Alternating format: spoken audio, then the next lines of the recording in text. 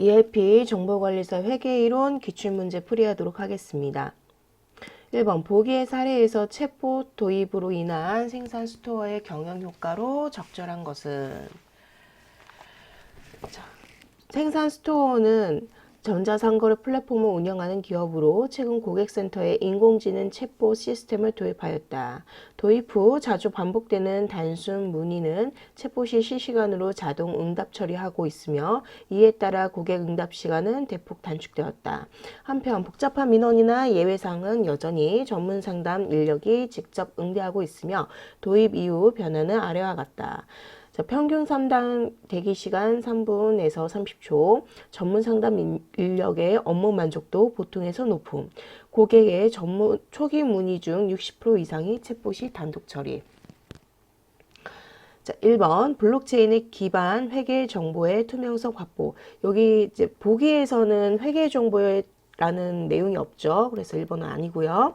2번 고정비용 절감을 위한 ERP 회계 모듈 연동. 이제 회계에 대한 내용이 없어요. 다 업무 상담에 대한 내용이죠. 그래서 2번도 아니고요. 3번 반복 업무 자동화를 통한 고객 응대 효율성 제고. 자, 여기 보시면 우리가 지금 이제 챗봇을 이용을 해서 자주 반복되는 단순 문의를 챗봇이 실시간으로 자동 응답 처리하고 있대요. 그래서 이걸 통해서 고객의 응대의 효율성을 제고를 하고 있죠. 그래서 답은 3번이 되겠습니다. 자, 4번 인공지능 분석을 활용한 고정자산 자동 감가상각 처리. 감가상각에 대한 내용이 없죠. 그래서 1번의 답은 3번이 되겠습니다. 2번 보기에 프로덕티비 프로로 사례에서 텍스트 마이닝의 실질적 역할은 무엇인가? 자, 우리 텍스트 마이닝에 대해서 잠깐만 보자면 얘는 이제 비전형 또는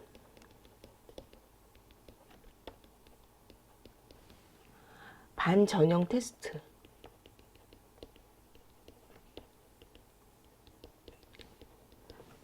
데이터에서 패턴 또는 관계를 추출합니다. 추출을 해서 의미 있는 정보를 추출합니다. 여기서 이제 비정형 또는 이제 반전형이 나오는데 이거 일단은 사전에 이제 정의된 형식이 없는 정보예요. 그래서 예를 들어서 글 같은 거, 그쵸? 이런 사진 같은 거, 이런 것들이 있겠죠. 자, 그러면 봅시다.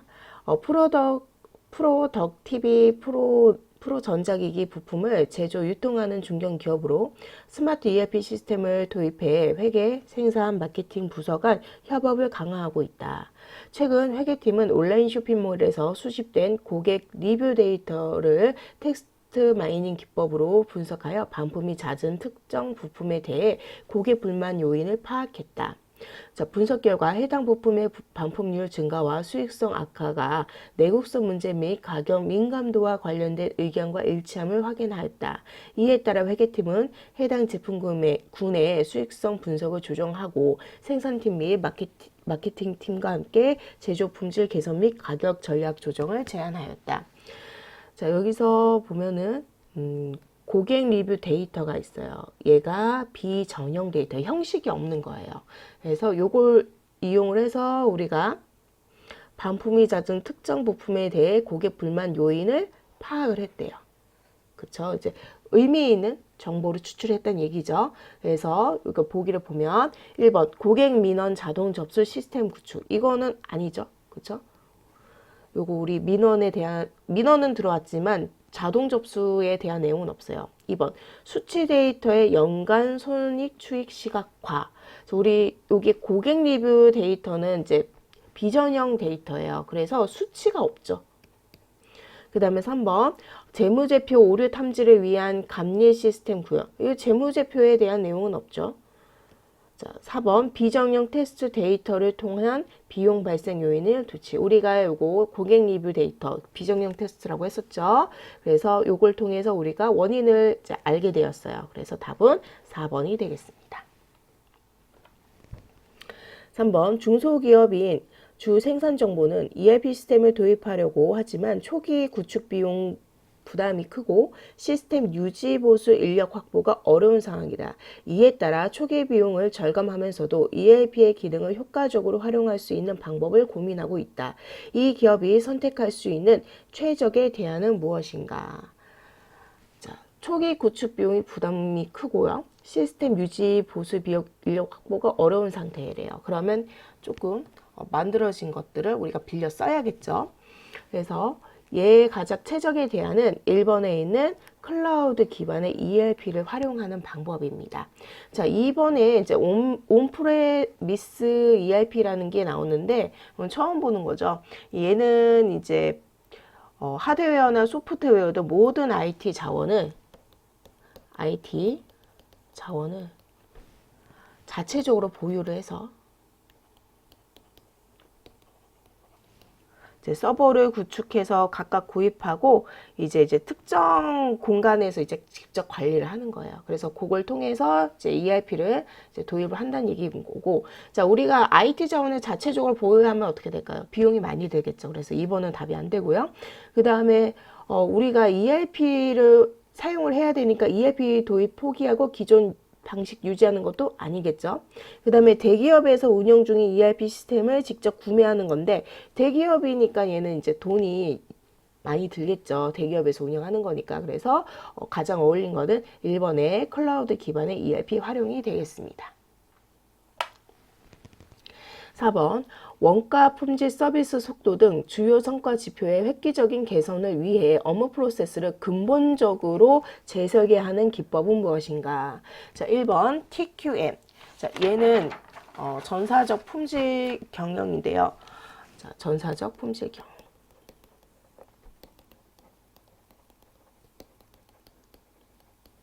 품질 향상해서 이제 고객 만족도를 달성하기 위한 경영 기법입니다. 그 다음에 답은 2번 BPR에 대한 설명이죠.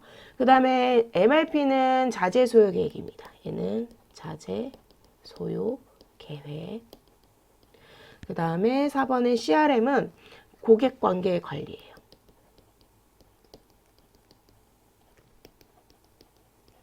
그래서 4번의 답은 2번이 되겠습니다.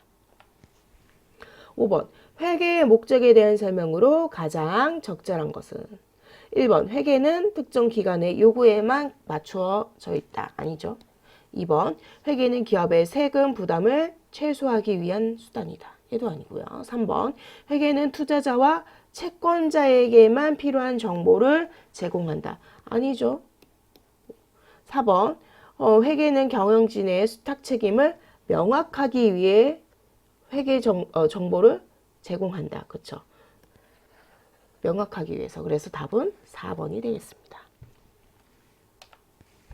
6번 회계 정보의 질적 특성에 대한 설명으로 옳지 않는 것은 자, 우리 질적 특성이라고 하면은 이제 목적, 적합성이 있고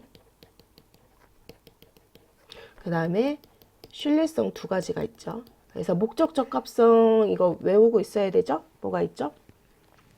예피적 있죠. 예측 가치, 피드백 가치. 그 다음에 적식성. 그 다음에 신뢰성은 표준검, 표현의 충실성, 중립성, 그 다음에 검증 가능성. 그럼 1번부터 봅시다. 자, 목적 적합성의 하위 질적 특성에는 예측 가치, 피드백 가치, 중립성이다. 여기 중립성은 뭐였죠? 얘는 신뢰성에 대한 내용이죠. 그래서 옳지 않는 것은 1번이 되겠습니다. 자, 2번, 3번, 4번 맞아볼게요. 회계 정보가 갖추어야 하는 가장 중요한 질적 특성은 목적 적합성과 신뢰성이 있다. 3번 목적 적합성과 신뢰성 중 하나가 완전히 상실된 경우 그 정보는 유용한 정보가 될 수가 없다. 4번 회계 정보의 질적 특성이란 정보 이용자의 의사결정에 유용한 정보를 제공하기 위해 회계 정보가 갖춰야 할 주요 속성을 말한다.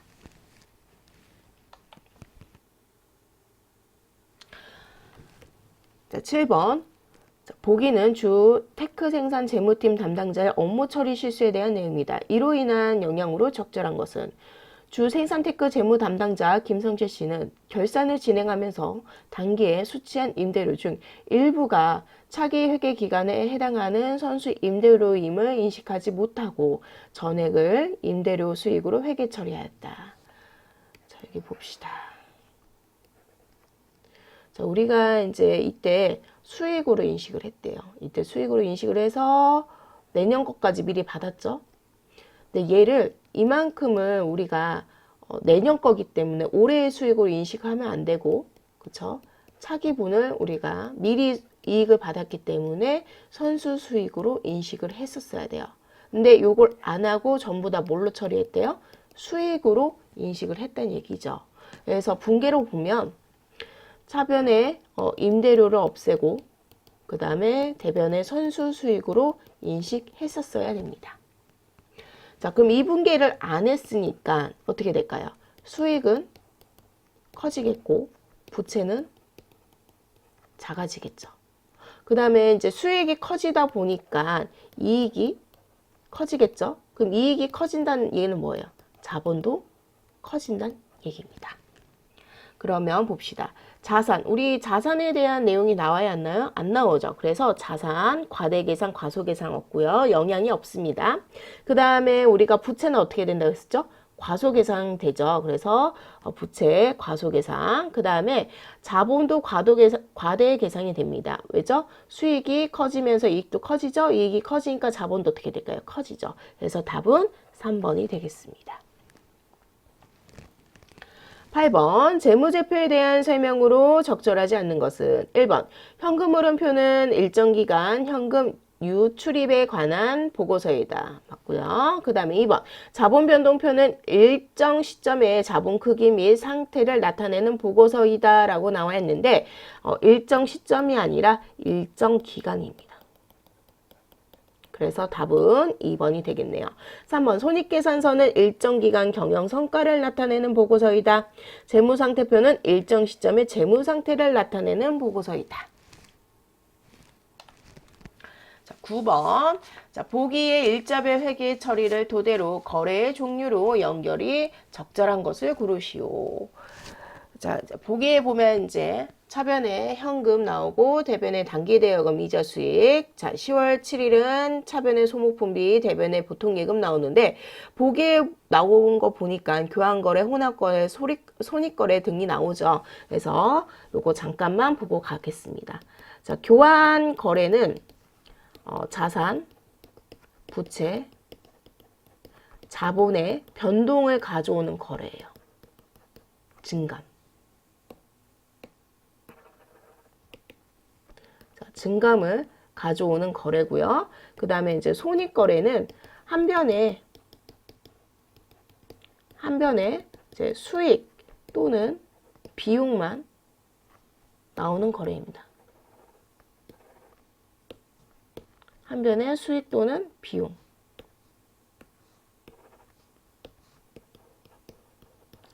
그 다음에 이제 혼합거래는 이제 교환거래와 손익거래가 합쳐진 형태라고 보시면 되겠습니다. 그래서 이제 10월 5일 같은 경우에는 현금, 자산이죠. 그 다음에 단기대여금, 자산이죠. 그 다음에 이자 수익 뭐죠? 얘는 이제 수익이죠. 그래서 지금 이제 자산과 수익 합쳐져 있죠. 섞여져 있으니까 얘는 혼합거래가 되겠습니다. 그 다음에 10월 7일은 이제 여기에 차변에 비용, 그 다음에 보통예금, 자산 나오죠. 자, 한 변에 비용만 나오죠. 얘는 뭐죠? 손익거래가 되겠습니다. 그래서 10월 5일은 혼합거래, 그 다음에 10월 7일은 손익거래. 그래서 답은 2번이 되겠습니다. 10번 보기에서 성진 생산의 회계 담당자가 일시적으로 사용한 계정 과목으로 가장 적절한 것은 주성진 생산의 회계팀은 결산을 앞두고 입금 내역을 정리하던 중 거래처 명의로 550만 원이 입금되었으나 입금 사유나 정확한 계정 과목이 확인되지 않는 상황이었다. 이에 따라 회계 담당자는 금액을 임시 계정으로 처리한 뒤 추 확인되는 즉시 관련 계정 과목으로 대체 처리하기로 하였다. 자, 우리 입금이 됐어요. 돈은 들어왔지만 사유나 정확한 내용을 알지를 못해요. 그래서 임시 계정으로 처리한다고 했었죠. 그래서 1번 기부금, 2번 선급금, 3번 가수금, 4번 지급 어음 중에 3번의 가수금이 되겠죠.